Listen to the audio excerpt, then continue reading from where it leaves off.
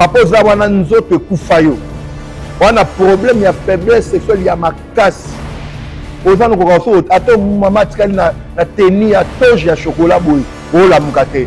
C'est un problème bien aimé dans le Seigneur. La Bible dit Moïse a 120 ans. Il ne perdit point sa vigueur. Quand la Bible parle de la vigueur d'homme, la Bible parle de la virilité d'homme. Et il ne perdit point et ses yeux ne s'affaiblissent point. Est-ce que tu as 120 ans? La Bible dit pour les robustes, c'est à 80 ans. Quand tu n'as que 60 ans, tu n'as que 75 ans, là tu devais fatiguer. Ton corps est amorti. Ton corps est amorti. Bien aimé dans le Seigneur. Lorsque tu perds ton autorité, étant qu'homme, bien dans le Seigneur, tu es déjà rétrogradé. Il y a beaucoup de gens qui vont perdre ma valeur. Ils vont perdre même ma question que mobile. Ils ont rétrogradation. Maman, au perdant ma question aussi ma zème, et la rétrogradation. Et la rétrogradation. Quand tu es en train de perdre tout ce qui est, tu devais avoir là. Mieux c'est falloir de perdre. Bien dans le Seigneur, il y a que les alliés molimo, il y a rétrogradation. La plupart des personnes, aux semblent, aux génie, vous avez remarqué que le progrès est comme combattu. Au lieu de matin, aux quitta, il y a un esprit de rétrogradation. Problème de mariage. Ils ont un âge moko. Âge moko, moi si, ils ont généralement, dans ma boca, 18 ans déjà, moi ça vous s'engager. Et il y a des Africains déjà à 25 ans, déjà moi 6 fois balle. Maintenant, on doit remarquer. Aux gens à 25 ans, 35 ans, 40 ans, 50 ans, voire même 60 ans, l'Iban les EAT, il y a que Ezali esprit, il y a rétrogradation. Bano kende na mokoza. Ozaka mukanda une année, mukanda, babotola mukanda, vie ezo marché te, bien dans le Seigneur, il y a que Ezali esprit, il y a rétrogradation. La rétrogradation, Ezali puissance moko satanique, où ils ont consisté, il y a qu'à tirer la vie de plusieurs personnes vers le bas.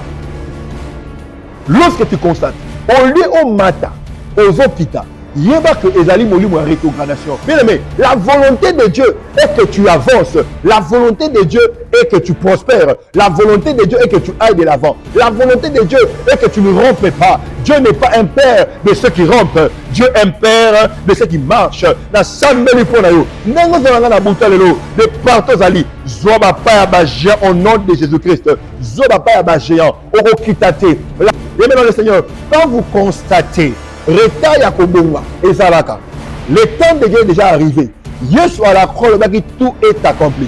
Quand vous constatez le retard de se marier, le retard d'avoir les enfants, le retard d'avoir les documents, le retard ya kobonga, il y a pas que vous allez espérer la rétrogradation. Cantique de Cantique chapitre 1, le verset 6, la Bible dit, la fille noire de Jérusalem, ne prenez pas garde à mon thé noir, car c'est le soleil qui m'a fait ainsi. Car le fils de ma mère m'a fait gardien de l'air vide, ma vie à moi-même. Je n'ai pas garde de mon lit. Alors, ne prenez pas garde à mon thé noir. Thé noir, nanga oyo, et ça dit parce que, ne connaît mibali, tchekna na moi, na surveiller bilanga na bango, vie na bango. Kasi yanga moko, na surveiller en côté, à jouir retard. Mais le Seigneur, mon livre rétrogradation, et provoquer un retard dans la vie. Mais ça n'a pas été belé, pas un retard, pas un retard à Kobala, pas un retard à Kobota, mais retard existe là. Spirituellement, le diable veut te faire passer du temps. Ma casse dans le lolo, et ma casse dans le lobité, et ma casse dans la 20 ans. Mais au côté de moi, on a 21 ans, au côté de moi, on a 18 ans, l'autre on a 50 ans. Tu n'as plus la même énergie que tu avais avant. La première chose, pour dénicher que tu as l'esprit de la rétrogradation, il faut comprendre que comment tes relations finissent. Quand tu constates, tu commences bien, mais ça finit mal. Il n'y a pas que l'esprit de la rétrogradation. On va dire bolingo mariam, on va dire bolingo sucre, mais na quatrième bolingo mabé, il y a des bolingo rétrogradation. Les mauvaises finalités. Quand vous constatez, vous commencez bien les choses et vous finissez mal. Il n'y a pas que l'esprit de la rétrogradation. La Bible a dit, vaut mieux la fin que le commencement. Yo bandi malamu, mais na souka babé. Allez-y comprendre qu'il y a quelque chose qui cloche. Na sambeli pona yo, souka na yo kozana mabete au nom de Jésus. Souka na yo kozana mabete au nom de Jésus. Regarde parce que na aussi makisi, mbongo ya moyeke, na ebandeli gloire, mais na souka, libume vimba, makolo vimba, abeli liboma. Pourquoi? C'est le diable, la loi de verseau. Chez nous, on peut commencer faible. Regarde, la lumière du juste est comme la lumière de l'aurore. L'aurore est faible. plus on va avancer dans Zam, plus lumière na yo et zo makasi. Tala batu ya Satana, lumière na bango et ezali le rôle soleil mais na sou comme le rôle butu na sambeli pour na yo. Souka na yo ekozala mabete au nom de Jésus. Ta fin ne sera pas mauvaise. Ta fin ne sera pas mauvaise. Ouais. Mbote bandeko bana mokimo ezali ngai apôtre Gédéon Kaembe AGK prophète lelo dont les choses marchent. Na elebino bonne nouvelle. Nzamba tuni Moïse, qu'as-tu entre tes mains? Dans la main de Moïse, Moïse avait la verge à lequel il devait faire le miracle. Na elebino bonne nouvelle. Nzamba ebisinga pona likambo ya mai ya fire. Mokili mobimba na mabele nyonso mokili oza na France, oza na Belgique, oza na Suisse, na Allemagne, na Suède, na Autriche, oza na Canada, na États-Unis, oza na Afrique du Sud, na Angola, mai ya fire yango. Ba numéro na biso ezali affiché au bas de l'écran. Beaucoup benga na ba numéro wana poto ba neti ko expédier bino mai ya fire et ya bisika bokali. Bozo bela surtout ba autiste bana oyo abotama malamu mais comme na âge moko malobe kimi ba autiste mai ya fire yango. Oza wana oza na sida, cancer, oza na prostate, oza na diabète, obimaka solo na nzoto, vie ebeba yo ba blocage, oza na poto ba nebele vie fungwamaka te. Voici la solution, mai ya fire. Nzamba tuni Moïse, qu'as-tu entre tes mains? C'est à travers la verge que tu feras des miracles. Partout zali benga biso ba numéro oyo ba affiché wana pona kozwa mai oyo okobika. La Bible dit au commencement, l'esprit de Dieu s'est mouvé au-dessus des eaux. Et ben ko tamba likolo na mai.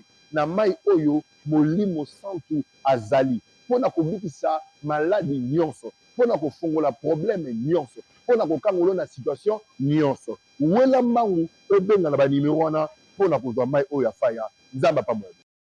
Mbote na bino nyonso bandeko balandi buzona na biso na ngonga oyo na AGK télévision de partout dans le monde na pesi bino mbote soki ezali malano liboso ko na chaîne o munene kitoko la chaîne des sources naturelles AGK télévision s'abonner na clochette ya notification pour ozanga ba mise en ligne na biso te ezali ngai apôtre Gédéon Kaembe AGK na pesi bino mbote partout buzona na biso bonsoir na bandeko ezali pourquoi pe bonjour na bandeko ezali bonjour na pourquoi le lot ça dépend de là besoin d'abisso.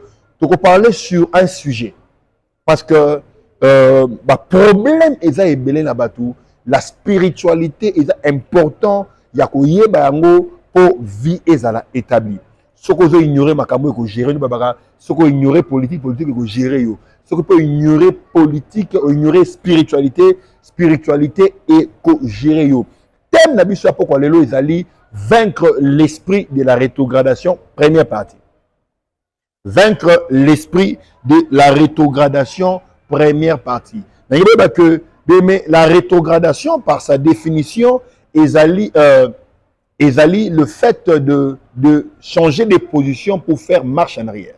La rétrogradation, par sa définition, c'est changer de position pour faire marche en arrière.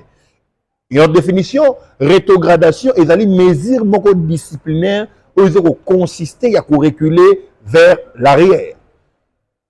Spirituellement, Nzambe a yebisinga boye rétrogradation est une puissance moko satanique où ils ont consisté à tirer la vie de plusieurs personnes vers le bas. Oka batebele nazalaka na mbongo na koyaka. Nazalaka na boye na koyaka. Botata mindele ba longi la force de la pesanteur. Basali la loi de l'aérodynamique. L'avion est mataka pesanteur. Mais avion qui t'a force ya pesanteur avion et qui t'a force na yemoko à cause ya ba réacteur au monde la sala. Spirituellement, nous vaincrons la rétrogradation par la loi de l'aérodynamique spirituelle. Rétrogradation est une puissance maléfique de tirer la vie de plusieurs personnes vers le bas. Beaucoup de gens dans la vie, même se retrouver dans un problème. 20 ans en Europe, 35 ans en Europe, bando na mboka wana ozo zonga kaka sima yeba que ezali esprit ya rétrogradation. Tokotanga na bino volonté nzambe. Je vais donner 3 témoins. La volonté de Dieu est que tu prospères à tous égards. Nako je donne 3 témoins dans la Bible et bongo to avancer na bino. Premier témoin ezali na 2 Corinthiens chapitre 3 le verset 18, la Bible dit nous tous contemplons comme dans un miroir la gloire du Seigneur. Et nous sommes transformés de gloire en gloire. La Bible dit nous sommes transformés de gloire en gloire. Pas une gloire après l'échec. De gloire en gloire. Volonté en Nzambe ezali ke ndeko na ngai place ozali okolitaki gloire. Et gloire on est soukati. Gloire on est époussana encore. Na sambeli pour nous on de partout dans le monde. Gloire na yo ekomata kaka au nom de Jésus. Dans le troisième témoin, Proverbe chapitre 4, verset 18. La Bible dit, le chemin du juste est comme la lumière resplendissante de l'aurore dont son éclat va croissant jusqu'au plein jour. Dans le troisième témoin, Psaume chapitre 35, le verset 27, la Bible dit, heureux ceux qui prennent plaisir à mon innocence, car le Seigneur prend plaisir à la prospérité de son serviteur. Quatrième témoin, Ésaïe 52, le verset 13. Mon serviteur montera, il s'élèvera, il sera très haut placé. Voilà les 4 témoins que je vous ai présentés. Mais regardez bien aimé, na 4 témoins, la Bible ici n'a tiré la parole de Dieu. Au comment on a place mon côté volonté en Nzambe ezali que moutoua ça la rétrogradation, to moutoua kita, to moutoua za la stagne. La plupart des personnes, ozo sambe, ozo gêné, ozo remarqué que progrès est comme combattu. Au lieu mata ozo kita, yeba koza l'esprit à rétrogradation. Problème de mariage, ils ont un âge moko. Âge moko moi si ils ont généralement na baboka papaya 18 ans déjà, moi ça moutoua s'engager naï. Et il y a des Africains déjà à 25 ans, déjà moi 6 fois balle. Maintenant, on doit remarquer, aux ans à 25 ans, 35 ans, 40 ans, 50 ans, voire même 60 ans, l'Iba les OAT, il y a que Ezali esprit, il y a rétrogradation. Bano kena na mbokoza. Ozaka mukanda une année, mukanda babotolo mukanda, vie ezo marchete, bien dans le Seigneur, il y a que Ezali esprit, il y a rétrogradation. La rétrogradation, ezali puissance moko satanique, où ils ont consisté, il y a qu'à tirer la vie de plusieurs personnes vers le bas. Lorsque tu constates, au lieu au mata, aux okita, il y a que ezali moli mo rétrogradation. Mais bato belé, bazara na mbongo, babamana. Nani mo na ngamo papa, na ye na poto oyo, nzamba senga opportunité, il y a aussi plus de 250 000 euros. Mais mbongo wana na sala nango eloko te esila na somi na kaka bilamba esila le na compte nanga naza même pas na 1 euro.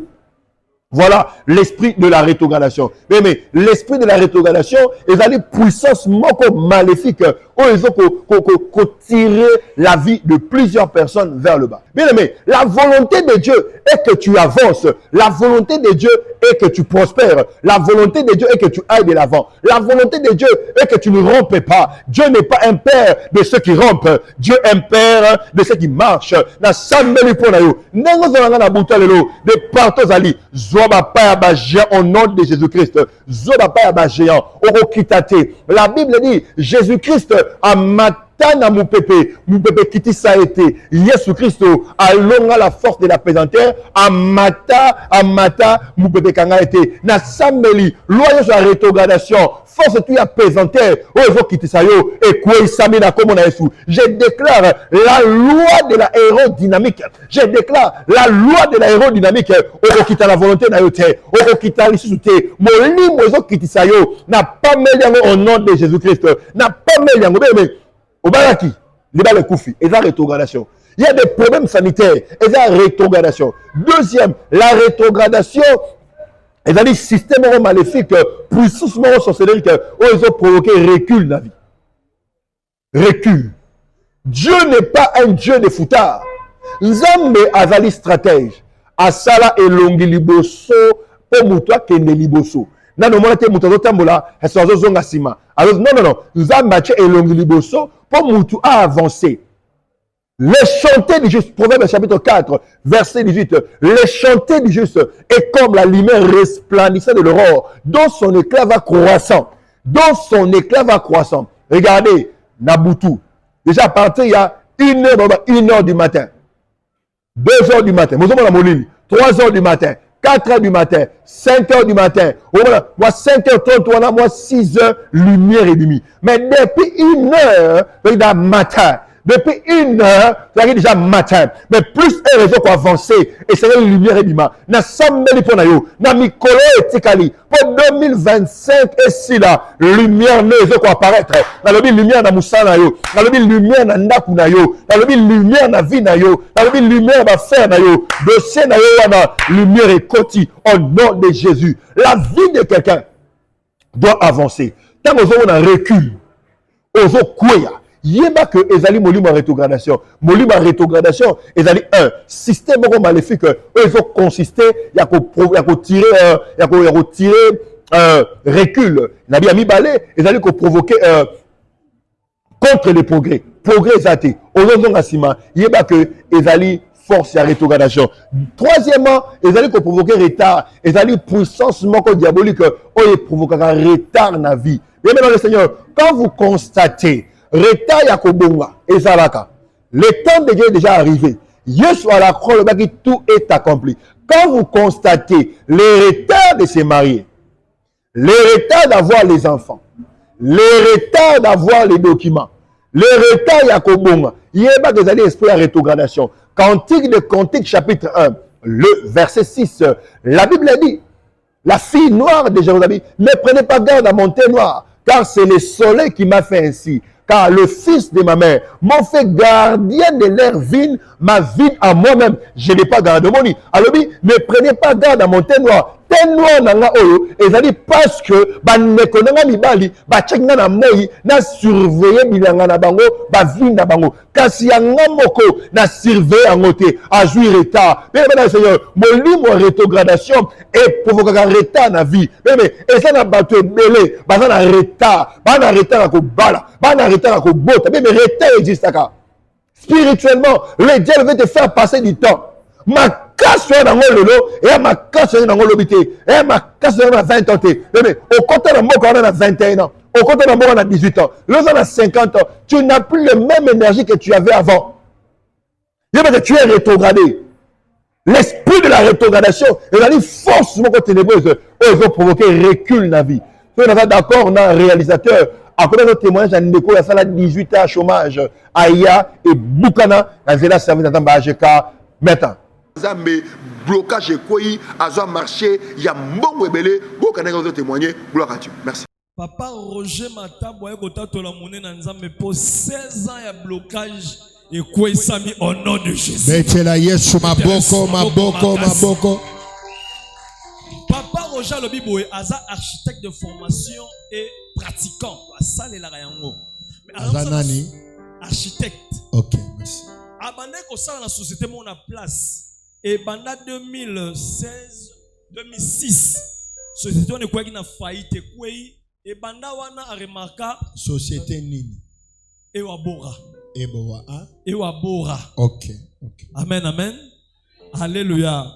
Et wabora bande quoi ça dit a remarqué banda et wabora quoi ti en 2020 oyo ça dit soukana ye asa limité soukana ye ya projet au basala reza na c'est $1,000. Wale kali kola $1,000 ti. Alors, papa lobi eloko mo retenir na Job 36:11. C'est-à-dire ba oyo bako yoka pe bako tosa balwa musala nzambe nzamba ko sukisa mikolo na bango na sengo.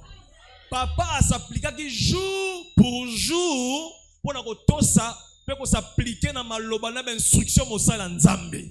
Ni ne salami alobi ndenga zawana auti ko mboshe marché moko ya $18,000. Ya mashada laba. Betela Yesu maboko na milolo. Telema celebrango. Wano telemo célébrer ya yo pezoya. Taka nengo telemi ya yo pezoya. Bebe na zoya, libala nezoya, musala nezoya, mbongo nezoya, grandeur nezoya, élévation nezoya, personne na yo ezoya. La combo na yes. Milolo. Gloire à Dieu. 18 ans à chômage et Boukani n'a contrat à $18,000. Ça, c'est Dieu. C'est le Dieu de AGK qui veut faire ces choses. Ayaki, pendant ma service, tu peux se maya fire. 18 ans. Il y a blocage. et brisé dans le contrat, il y a 18 000 $. Bien maintenant, Seigneur, qu'est-ce que tu attends? Le numéro de téléphone est là. Ben, ça n'a pas de problème. Nous devons remarquer que on a un retard, on a un retard. On a un retard. Et ça dit force, il y a rétrogradation. Et provoque un retard dans la vie. Il y a des symptômes. Les symptômes, nous avons l'esprit, il y a rétrogradation. 1. Les mauvaises finalités. La première chose, pour dénicher que tu as l'esprit de la rétrogradation, il faut comprendre que comment tes relations finissent. Quand tu constates, tu commences bien, mais ça finit mal. Il n'y a pas que l'esprit de rétrogradation. Mais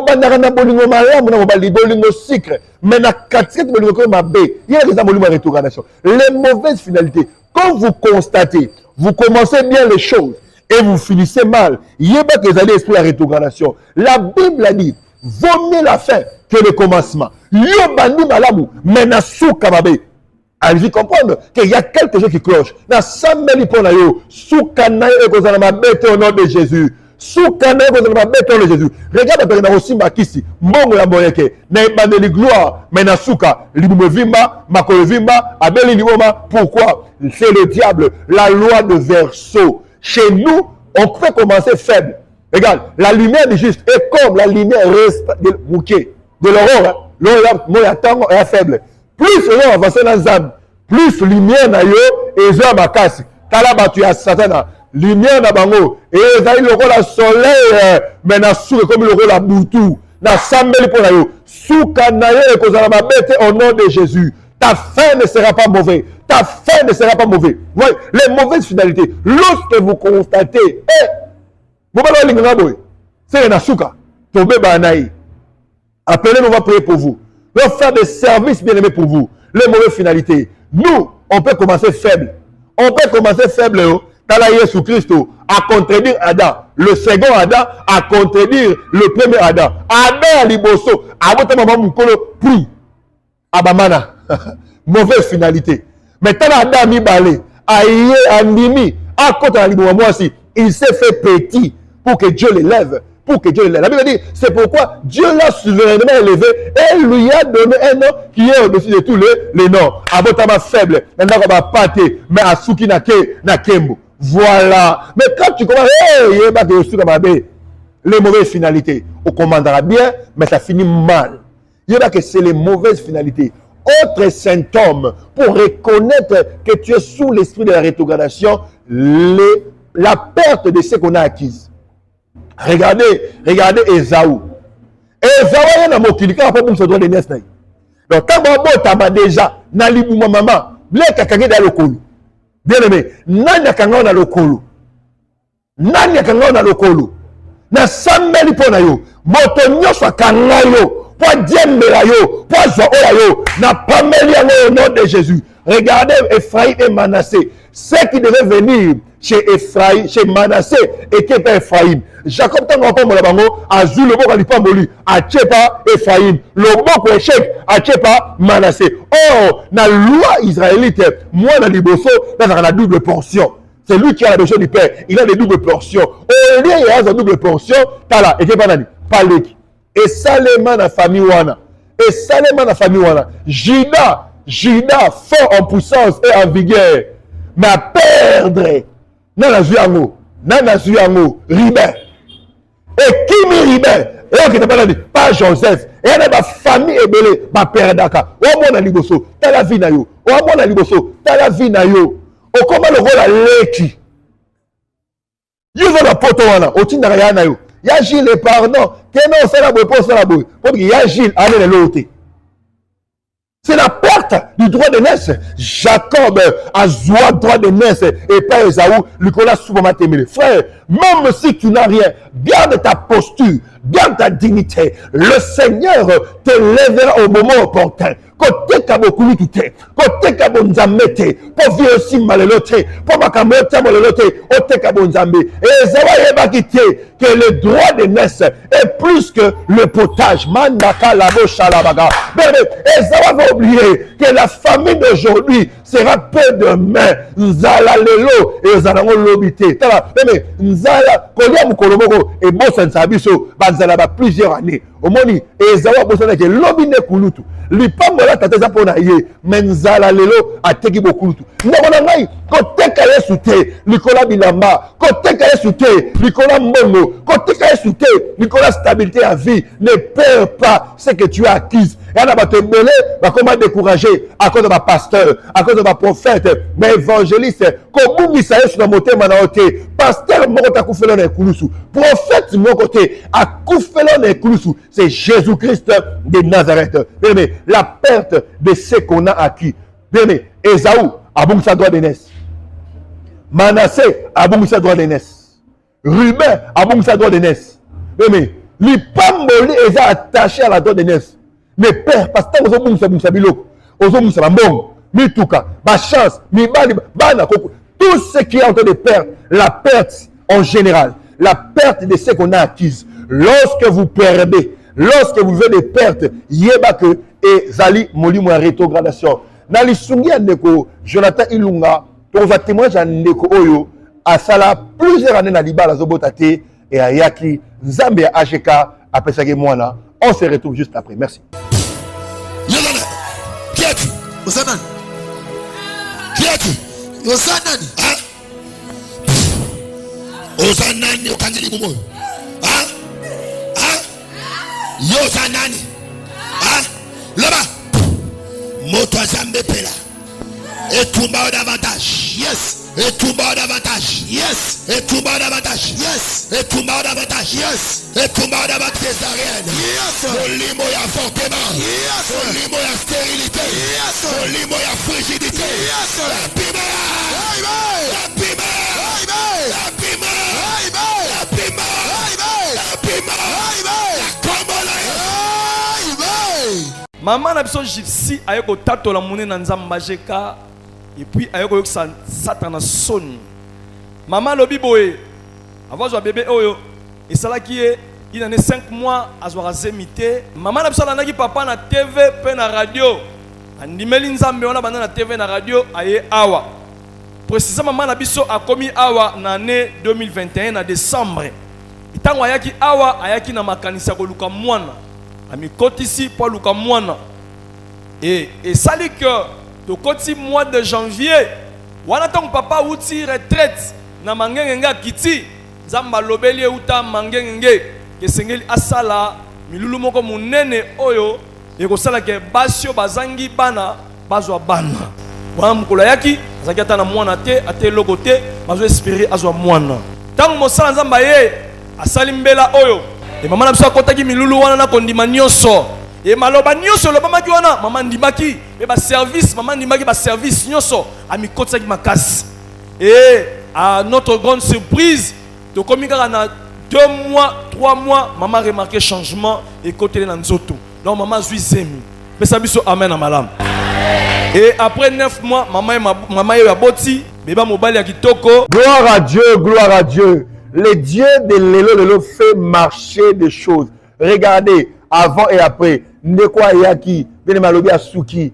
amela milangi. Talanda melolo asalege ba grande chose, apesier ban. Ozola nanga ndeko nangai, wana proyo na mobile na obobo tarate.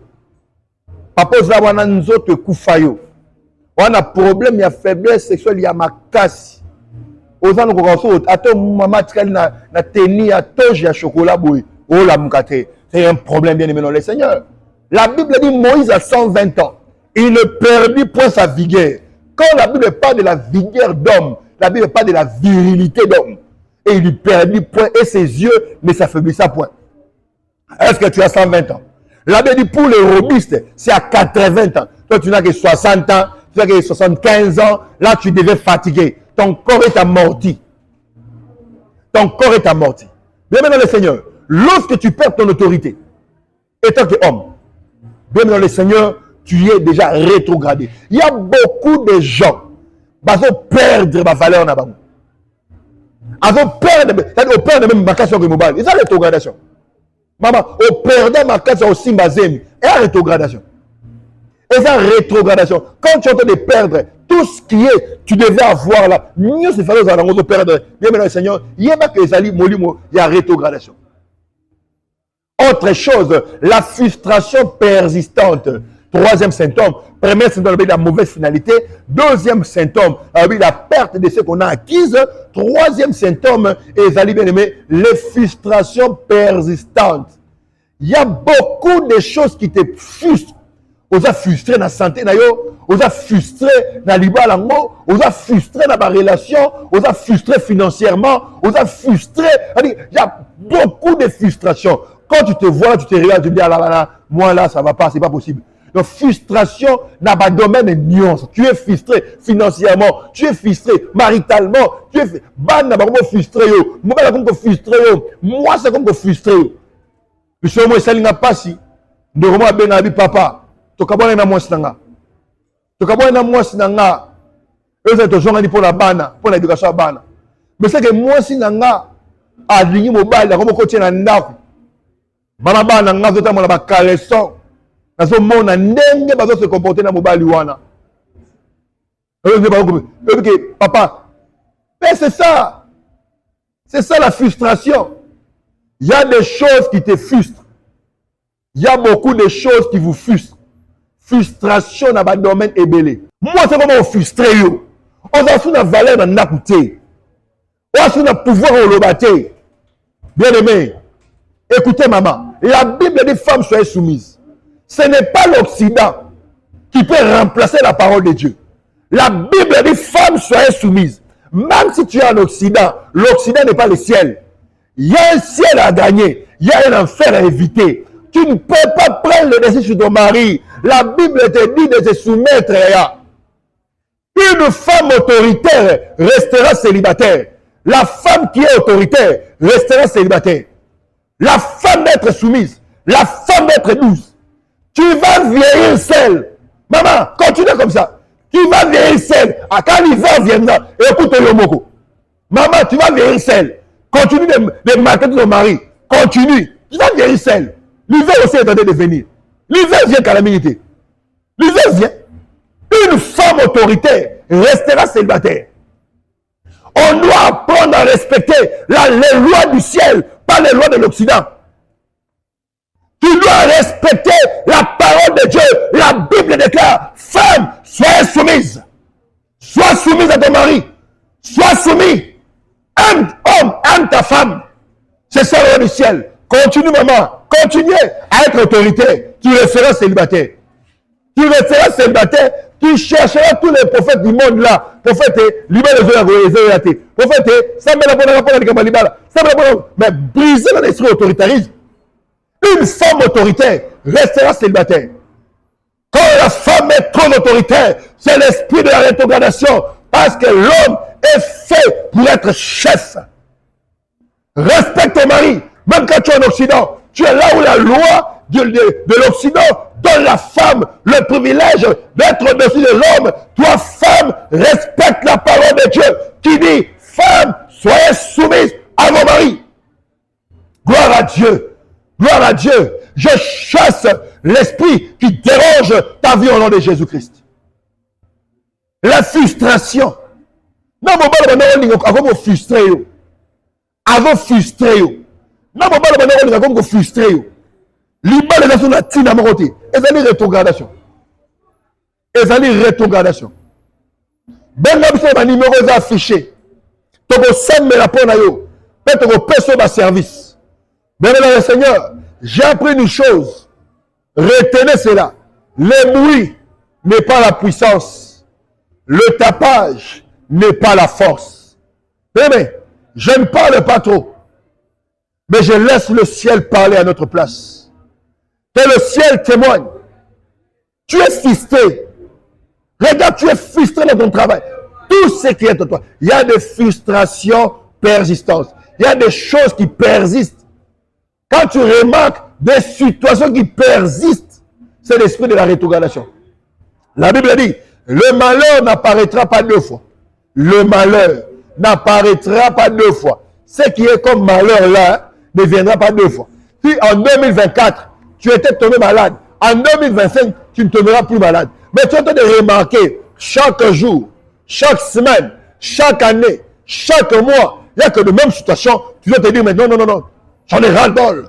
Je veux que tu dis, là, tu me suis à la maison, trop c'est trop, ça doit changer. Dis après moi, trop c'est trop, ça doit changer encore. Trop c'est trop, ça doit changer encore. Trop c'est trop, ça doit encore. Trop c'est trop, ça doit changer.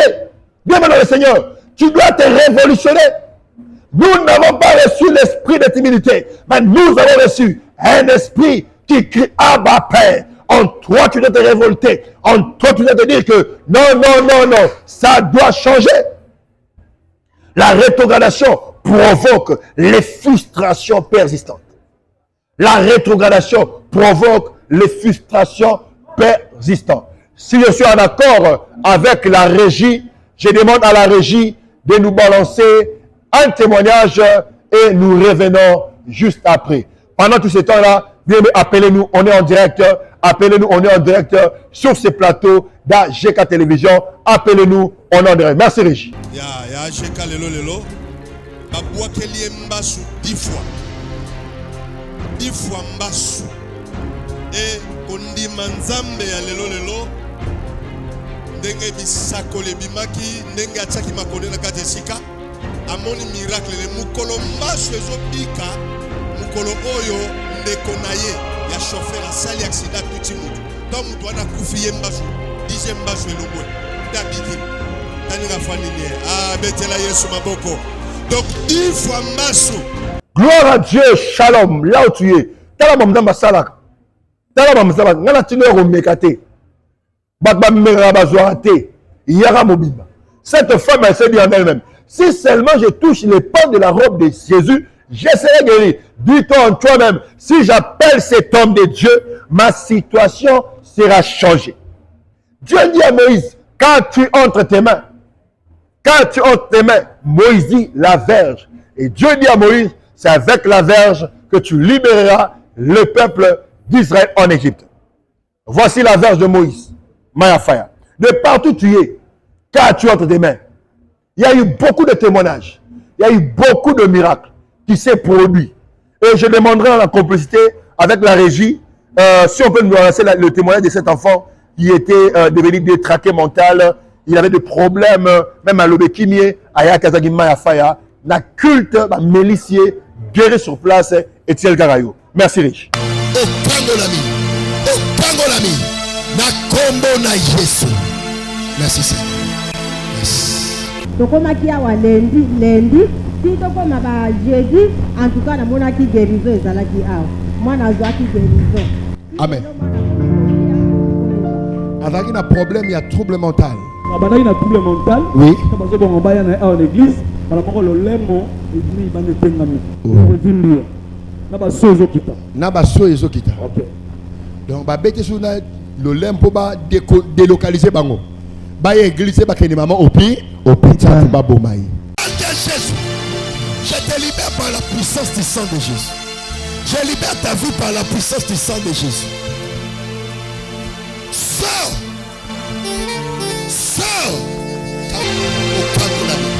Okangolami. Na kombo na Yesu. Merci Seigneur. Ça passe bien. Est-ce que il est là kinga mwana yese makambo yaki na kambo na bokwa mwana bandi trouble mental ke na hôpital ba pesi ordonnance dozo pesa na kisi lolemo epindami et puis azolo ba lisusu te azolia te tango toye na ye awa en tout cas Zambia a sali. Gloire à Dieu. Et ça les marques terminal changement. Et ça les marques awa. Ba numéro de téléphone est à décoration ti. Ba che po benga pour la solution na. Ba che po benga pour la solution na. Ma fa est déjà disponible pour la mutu nyonso oyo azana besoin mai oyo. Ils sont disponibles pour na mutu nyonso aza na besoin mai oyo. Ozobela, oza na sida, cancer, vie que na liboso te, oza rétrogradé, makambo nyonso eza bloqué na vie. Voici l'opportunité pour toi. Contactez biso, toko orienté, toko sambela pour nous. Vous avez na commune na Ngaba, na avenue Massassou, numéro 6, arrêt de référence, ezali arrêt Mopolo sur université. Ce que c'est na matière oyo, partagez yango, tinong na bande kobele, balongo na molimo rétrogradation, babenga pe po bakangolama. Nzambe ya Israël apambola bino, te fait retrouver à la prochaine. Merci bye. Mbote bandeko bana mokimo mba ezali ngai apôtre Gédéon Kaembe AGK, prophète lelo dont les choses marchent. Na ele bino bonne nouvelle. Nzambe tuni Moïse, qu'as-tu entre tes mains? Dans la main de Moïse, Moïse avait la verge à lequel il devait faire le miracle. Na ele bino bonne nouvelle. Nzambe ebisinga pona likambo ya mai ya fire. Mokili mobimba na mabele nyonso mokili, oza na France, oza na Belgique, oza na Suisse, na Allemagne, na Suède, na Autriche, oza na Canada, na États-Unis, oza na Afrique du Sud, na Angola, mai ya fire yango. Ba numéro na biso ezali affiché au bas de l'écran. Beaucoup benga na ba numéro wana poto ba neti ko expédier bino mai ya fire et ya bisika bokani. Bozo bela, surtout ba autiste, bana oyo abotama malamu. Mais comme na âge moko malobe kimi ba autiste mai ya fire yango. Oza wana oza na sida, cancer, oza na prostate, oza na diabète, obimaka solo na nzoto, vie beba yo ba blocage, oza na poto ba nebele vie fungwamaka te. Voici la solution, mai ya fire. Nzamba tuni Moïse, qu'as-tu entre tes mains? C'est à travers la verge que tu feras des miracles. Partout zali, benga biso ba numéro yo, ba affiché wana pona kozwa mai oyo okobika. La Bible dit au commencement, l'esprit de Dieu s'est mouvé au-dessus des eaux. Et bana kotamba likolo na mai. Na mai oyo molimo santu azali. Pona kobikisa maladi nyonso. Pona kofongola problème nyonso. Pona kokangolo na situation nyonso. Wela mbangu obenga na ba numéro wana pona kozwa mai oyo ya faya. Nzamba pa mwe.